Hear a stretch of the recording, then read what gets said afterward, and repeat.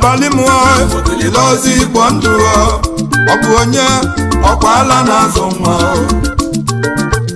o mere ọra nke ndị na ndụ igirigi ike mgbe ndị oyi nọ ma mbara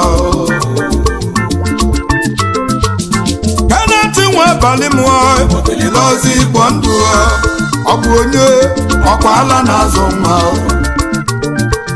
o mere ọra nke ndị na ndụ igirigi ike mgbe ndị oyi nọ ma mbala ide nseba